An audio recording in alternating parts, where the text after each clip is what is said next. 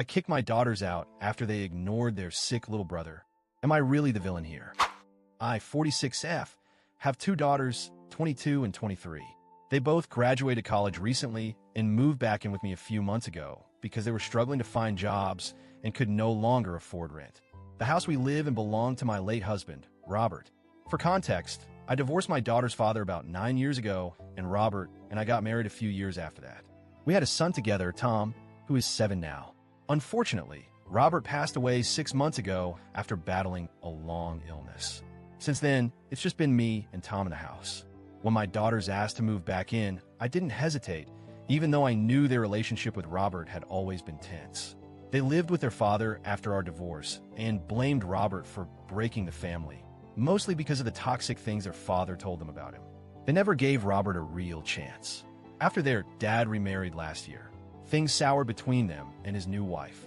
Apparently, she treated them poorly, and after one bad fight, their dad cut them off financially, including the rent he had been paying while they were in school. That's when they turned to me. I let them in, even though I was nervous about how they treat Tom. They were civil but distant. They didn't go out of their way to bond with him, which I accepted as long as they were respectful. Then, 2 days ago, something happened that I just can't get past. I got an unexpected call and had to rush out of the house for a couple hours. Tom was sick, had been in bed all day with a fever, and I asked the girls if they could keep an eye on him while I was gone. Nothing complicated, just to make sure he was okay. An hour into my errand, I got a text from Tom saying he had thrown up in his room and had been calling for help, but nobody came. My heart sank. I tried calling both girls, but their phones went straight to voicemail. I dropped everything and rushed home. When I got back, I found both girls still in the house. One was sitting downstairs watching something on her laptop. The other was in the kitchen. I asked them if they heard Tom or if they got his messages. They said no, that they were busy. One claimed the kitchen appliances were loud, and the other said she was wearing headphones. But Tom told me he not only called out, but also texted them both. I checked their phones. Sure enough, both of them had read his messages. No response. No check-in. Nothing. I was livid. I confronted them right there, and they tried to play it off, saying I was overreacting and treating them like they were supposed to be the parents of Tom. But I saw right through that. This wasn't about parental responsibility. This was about basic human empathy. He's a 7-year-old child, their brother, and he was sick, scared, and alone. I told them they had 1 week to move out. They started crying, saying I was being heartless and that I was acting worse than their dad's witch of a wife. They begged me to reconsider, saying they had nowhere else to go. But at that point, I was too upset to listen. I told them this wasn't negotiable, that neglecting a sick child, especially one who did nothing to deserve their resentment, was not something I could forgive or overlook. Since then, they've been giving me the silent treatment, sulking around the house, and making me feel like I'm the villain. I'll admit, part of me feels guilty. I don't want to abandon them when they're clearly struggling, but I can't shake the feeling that this was a major red flag. If they could be this cold to their own little brother, who's never done anything to hurt them, what does that say about their character? I don't know. Maybe I overreacted. Maybe I should have given them another chance. But I feel like I need to protect Tom first and foremost. AIEA for telling them to leave? Update 1. It's been a little over a week since I posted, and I wanted to share what's happened since I gave my daughters 1 week to leave. First, thank you to everyone who commented. Reading through the replies helped me feel less alone in my decision. It was a rough week emotionally, a lot of silent dinners, slammed doors, and side glances. But I held my ground. I offered to help them find a temporary living solution. I didn't just throw them out to the streets. I helped them look for short-term shared rentals and even offered to pay their first month if they needed. One daughter, the younger one, was more open to talking, but the older one refused any help. She was extremely cold and only spoke to me when absolutely necessary.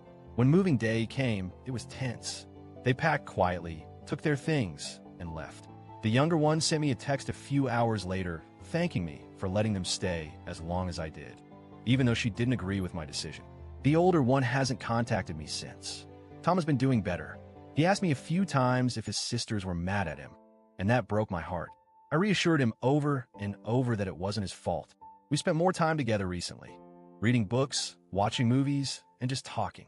He seems lighter now. That worried, anxious look he had around him has faded. I've spoken with a therapist friend who suggested some family counseling if the girls are ever open to it in the future. I'm open to rebuilding, but not at the expense of my son's emotional safety. Thanks again for the support. I still feel sad, but but I don't regret my decision. Update 2. Some unexpected things have happened, and I thought it was worth updating you all. About a week and a half after they moved out, the older daughter texted me. It was short and cold. Something like, "I'm only texting to say I'm safe." That's all. That was it. But still, it was something. Then, just a few days ago, the younger one reached out again, this time to ask if we could meet for coffee. I agreed. We met at a quiet cafe, and honestly, it was emotional. She apologized, not just for what happened with Tom, but also for the years of coldness toward Robert and me. She admitted that living with their dad during their teenage years had shaped her in ways she hadn't realized.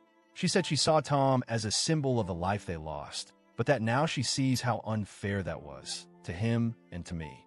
She even asked how Tom was doing and said she felt ashamed for ignoring him. That meant a lot.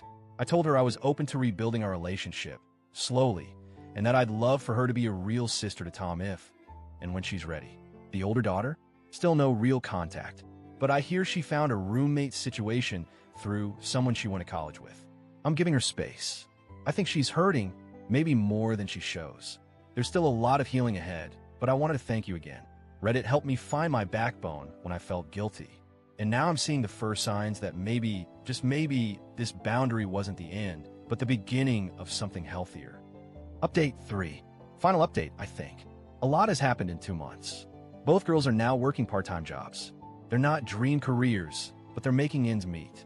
I think being on their own has forced them to grow up in ways that college never did.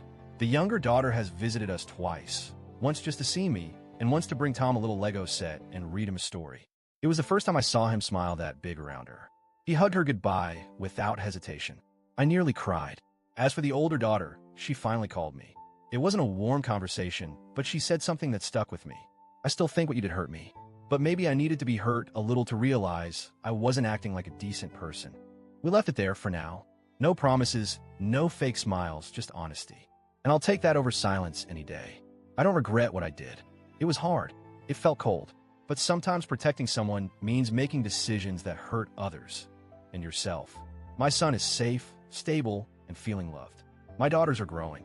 And for the first time in a long time, I feel like maybe our family isn't broken, just healing.